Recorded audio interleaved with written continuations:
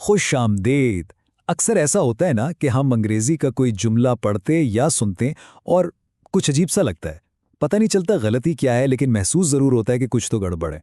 तो चलिए आज हम ऐसी ही कुछ आम गलतियों को देखते हैं और उनके पीछे की मंतक को समझते हैं। तो अब जरा इन जुमलों पर एक नज़र डालते हैं। इनमें से कोई ऐसा है जो पढ़ने में थोड़ा सा ऑफ लग रहा हो? अक्सर ऐसी गलतियां फौरन पकड़ में नहीं आती, लेकिन होती ज़रूर हैं। ये हैं वो 3 जुमले। His hair are white, she is blind at one eye, और You should avoid of smoking। देखने में शायद ठीक लग रहे हों, लेकिन असल में ये आम गलतियां हैं। इन्हें सिर्फ गलतियां ना समझें, ये ग्रामर की छोटी छोटी पहेलियां हैं। चलें एक एक करके इन्हें हल करते हैं और देखते हैं कि सही तरीका क्या है। ठीक है, तो शुरू करते हैं पहली पहेली से। इसका ताल्लुक है अनकाउंटेबल नाउन से, यानी ऐसे नाम या चीजें जिन्हें हम गिन नहीं सकते। यहाँ सवाल नंबर 25 पर तवज्जो देते हैं। एक बहुत ही आम गलती है, ऐसी गलती जो शायद हम में से बहुत से लोग अनजाने में कर जाते हैं। चलिए देखते हैं कि इसमें मसला क्या है। तो पहले ये समझ लें कि ये अनकाउंटेबल नाउन आखिर होता क्या है।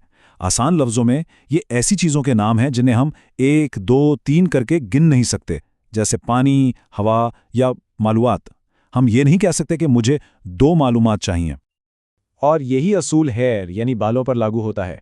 जब हम सर के सारे बालों की बात एक साथ करते हैं तो अंग्रेजी ग्रामर उसे एक वाहिद इकाई मानती है, एक चीज़, और जब चीज़ एक हो तो उसके साथ फेल भी वाहिद ही लगता है। तो अब देखें, फर्क बिल्कुल साफ है। हिज हेयर आर वाइट कहना गलत है। सही जुमला है हिज हेयर इज वाइट। देखा, सिर्फ इज और आर का छोटा सा फर्क है, लेकिन यही ग्रामर का असल नुक्ता है। चलें, एक पहेली तो हल हो गई। अब आगे बढ़ते हैं अपनी दूसरी गलती की तरफ, जिसका ताल्लुक है प्रेपोजिशन से। ये छोटे छोटे लफ्ज़ होते हैं ना, जैसे इन, एट, ऑन, लेकिन इनका असर बहुत बड़ा होता है। अब देखते हैं सवाल नंबर 26। यहां भी एक ऐसी ही गलती है जहां सही हरफ जार चुनना असल चैलेंज है। जुमला है शी इज़ ब्लाइंड, खाली जगह वन आई। सोचिए, इस खाली जगह में क्या आना चाहिए? एट, बाय या शायद ऑफ? ये एक बहुत आम उलझन है। तो यहाँ उसूल ये है कि ये एक मखसूस फ़िक्रा है, एक मुहावरा। अंग्रेज़ी में जब भी ये कहना हो कि कोई एक आंख से नहीं देख सकता, तो हमेशा ब्लाइंड इन वन आई का इस्तेमाल होता है। तो ये बात याद रखने वाली है, ब्लाइंड एट वन आई या ब्लाइंड बाय वन आई ठीक नहीं है। सही तरीका है she is blind in one eye. बस छोटा सा लफ्ज़, लेकिन बहुत ज़रूरी। अच्छा जी, 2 गलतियां तो हमने ठीक कर लीं।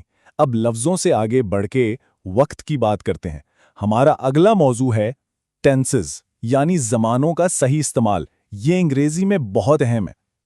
सवाल नंबर 28 पूरी तरह वक्त के बारे में है। जुमला है it has been raining for morning. क्या ये ठीक लग रहा है? चलें इसे आजमाते हैं। यहाँ फॉर और सिंस का फ़र्क समझना सबसे ज़रूरी है। देखें, फॉर इस्तेमाल होता है वक्त के दौरानिए के लिए, यानी ड्यूरेशन, जैसे फॉर 2 आवर्स, जबकि सिंस इस्तेमाल होता है किसी काम के शुरू होने के नुक्ते के लिए, यानी स्टार्टिंग पॉइंट, जैसे सिंस मॉर्निंग। इस टाइमलाइन को देखें, इससे बात और साफ हो जाएगी। बारिश सुबह शुरू हुई, ये हमारा नुक्ता आगाज है, और काम अभी भी जारी है। तो जब भी कोई काम माजी के किसी खास वक्त से शुरू होकर अब तक चल रहा हो, तो हम सिंस इस्तेमाल करते हैं। लिहाजा सही जुमला हुआ it has been raining since morning. यहां सिंस बिल्कुल आसानी से बता रहा है कि बारिश का नुक्ता आगाज सुबह थी। और अब आते हैं आज की आखिरी ग्रामर पहेली पर, वर्ब पैटर्न्स। मतलब कुछ फेल ऐसे होते हैं जिनके बाद हमेशा एक खास किस्म का लफ्ज़ ही आता है। चलें देखते हैं ये क्या चीज़ है। सवाल नंबर 29 की मंतिक को आसान करते हैं। जुमला है you should avoid of smoking. इस जुमले में आखिर क्या गलत है? इसे समझने का एक बहुत आसान 3 कदमी फॉर्मूला है। पहला कदम फेल पहचानें, जो है अवॉइड। दूसरा कदम उसूल याद करें। अवॉइड के बाद हमेशा फेल की आईएनजी फॉर्म आती है, जिसे जेरेंड भी कहते हैं। और तीसरा कदम इस उसूल का इतलाक करें। इसका मतलब हुआ कि अवॉइड और स्मोकिंग के दरमियान किसी भी हरफे जार जैसे ऑफ या फ्रॉम की कोई ज़रूरत नहीं है। तो सवाल यह है कि ये छोटी छोटी तफसीलात इतनी ज़रूरी क्यों हैं? वो इसलिए क्योंकि यही छोटी बातें हैं जो एक उलझे हुए उलझाव वाले पैगाम को एक बिल्कुल साफ और वाज़ेह पैगाम में बदल देती हैं। तो आज की इस पूरी गुफ्तगू के अहम नुकात क्या हैं, चलें जल्दी से दोहरा लेते हैं। नंबर 1, हैर को वाहिद समझना है। नंबर 2, ब्लाइंड इन एन आई वाला फिक्रा इस्तेमाल करना है। नंबर 3, काम के नुक्ता आगाज के लिए सेंस इस्तेमाल करना है।